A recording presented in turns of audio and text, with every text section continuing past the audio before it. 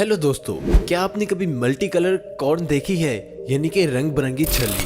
और इसी के साथ ही दोस्तों, क्या आप एक ऐसे शहर के बारे में जानते हैं जहां पर चॉकलेट की बारिश हुई थी। तो दोस्तों, इसी तरह के मजेदार फैक्ट्स आज आप इस वीडियो में जानने वाले हैं, तो वीडियो को लास्ट तक जरूर देखते रहिएगा। नंबर 1 दोस्तों, इस वीडियो क्लिप में देखें जहां पर एक इंसान कागज से प्लास्टिक फाइबर को रब करता है और जैसे ही प्लास्टिक फाइबर को हवा में उछाला जाता है, ये एक अजीब हैरानकुन सा मंजर होने लगता है। क्या वाकई में कोई जादू है ये, या इसके पीछे भी कोई साइंस है? एक्चुअली दोस्तों, ऐसा ट्रिबो इलेक्ट्रिक इफेक्ट की वजह से होता है।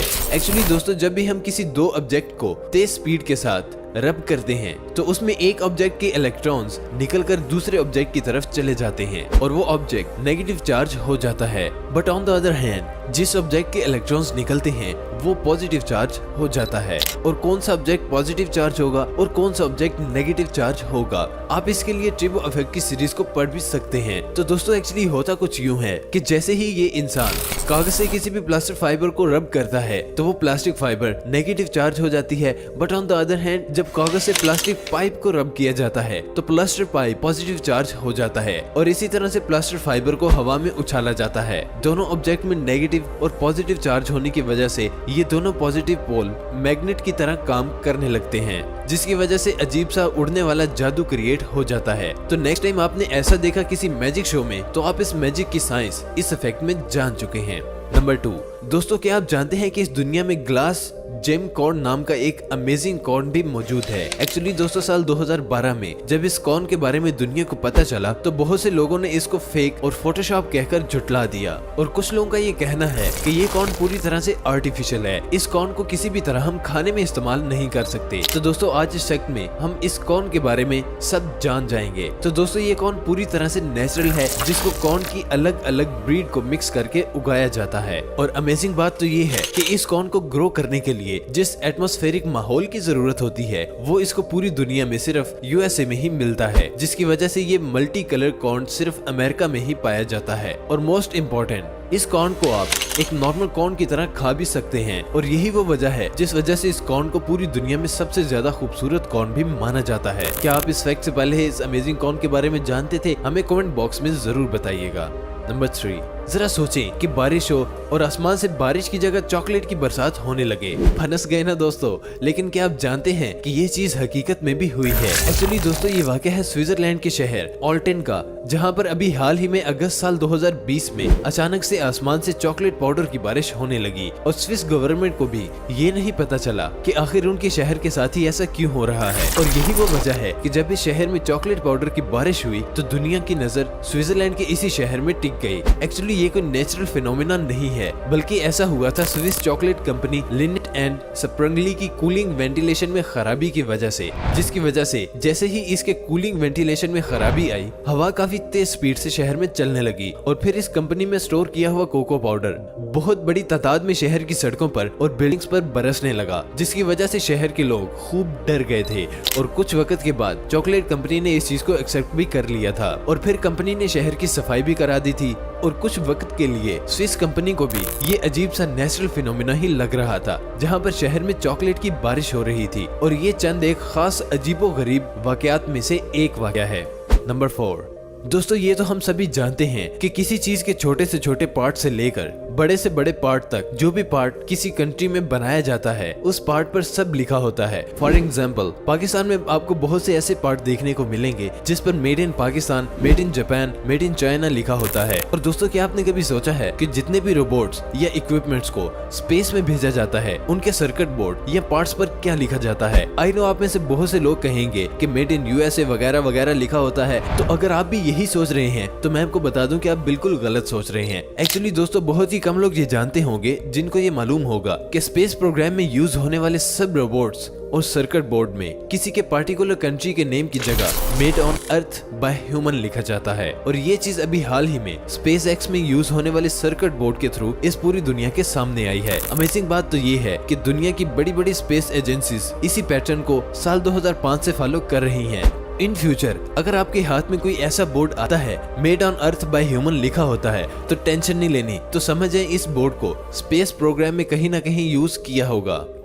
नंबर 5 दोस्तों आपने आसमान में बहुत से कलरफुल रेनबोस तो जरूर देखे होंगे, लेकिन क्या आपने कभी व्हाइट कलर के गोस्ट रेनबो को देखा है? एक्चुअली दोस्तों इसको व्हाइट बो, फोक बो और कलर बो के नाम से जाना जाता है। और अमेजिंग बात तो ये है दोस्तों कि जब सनराइज फोग मॉइस्चर के ड्रॉप्स में एंटर होती है तो बहुत ही रेयर सिचुएशन में चंद ही मिनट्स के लिए हमें ये व्हाइट कलर का फोग बो देखने को मिलता है। और यही वो वजह है जिसकी वजह से इस फोग बो को काफी रेयर भी माना जाता है। क्या इस फैक्ट से पहले आपने इस फोक बो के बारे में पहले कहीं पर देखा या पढ़ा है? कमेंट बॉक्स में जरूर बताइएगा। नंबर 6 दोस्तों अभी जो आप पियानो देख रहे हैं उसे दुनिया के अजीबोगरीब पियानो में से एक अजीब पियानो माना जाता है। ऐसा इसलिए माना जाता है क्योंकि ये कोई पियानो है ही नहीं। असल में दोस्तों ये बहुत ही रियलिस्टिक पियानो केक है जिसको फरवरी 2020 में यूएसए में बनाकर तैयार किया गया था। और आप ये जानकर हैरान हो जाएंगे दोस्तों कि इस पियानो केक को डार्क चॉकलेट और सॉफ्ट क्रीम का इस्तेमाल करके बनाया गया है कि ये देखने में बहुत ही खूबसूरत और रियलिस्टिक भी लगता है। और यही वो वजह है जिस वजह से इस केक को दुनिया के रियलिस्टिक केक में भी शुमार किया जाता है। नंबर 7 दोस्तों इस फैक्ट में आगे बढ़ने से पहले मैं आपको जो कहता हूँ उसको आप करें। सोचे कि एक ग्राउंड के आप बिल्कुल दरमियान में मौजूद हैं और जैसे ही आप आसमान में देखते हैं आपको बहुत ही खूबसूरत रेनबो नजर आती है। अब जितने लोगों ने ये सोचा होगा कि उनको एक इमेजिनरी व्यू अपने दिमाग में जरूर नजर आएगा, लेकिन क्या आप जानते हैं कि इस दुनिया में कुछ लोग ऐसे भी मौजूद हैं जो चाहकर भी इस क्रिएटिव विजुअलाइजेशन को कर ही नहीं सकते। एक्चुअली दोस्तों बहुत ही कम लोग होंगे जिनको ये मालूम होगा कि इस दुनिया में एफेंटेजिया नाम का एक बहुत ही रेयर मेंटल डिसऑर्डर भी मौजूद है जिसमें सस्पेक्ट चाहकर भी किसी चीज, फेस या सिचुएशन को विजुअलाइज नहीं कर सकते।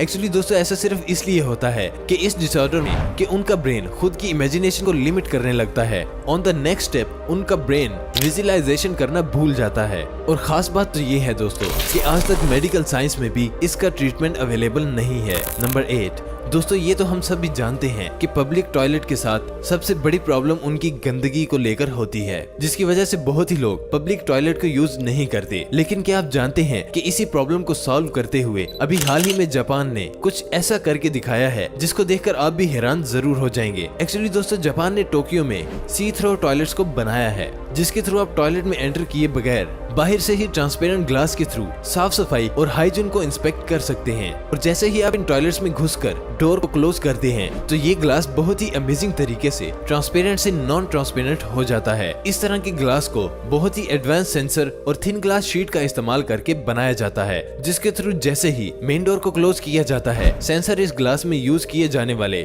थिन ग्लास शीट को स्प्रेड करके इसको नॉन ट्रांसपेरेंट ग्लास में कन्वर्ट कर देता है। सच में दोस्तों टेक्नोलॉजी में जापान का हाथ कोई भी नहीं पकड़ सकता। नंबर 9 दोस्तों ये वाला फैक्ट करंट अफेयर पर है। तो दोस्तों क्या आप जानते हैं कि इंडिया में केरला के सीएम पिनाराई विजयन ने सबसे पहली समुद्री एम्बुलेंस का आगाज किया है जिसको स्पेशली फिशरमैन और समंदर में कोई भी पेशेंट की तबीयत खराब होने पर इस्तेमाल किया जा सकता है। ये एम्बुलेंस ऑर्डिनरी एम्बुलेंस की तरह ही 24/7 लोगों की मदद करने के लिए अवेलेबल रहेगी।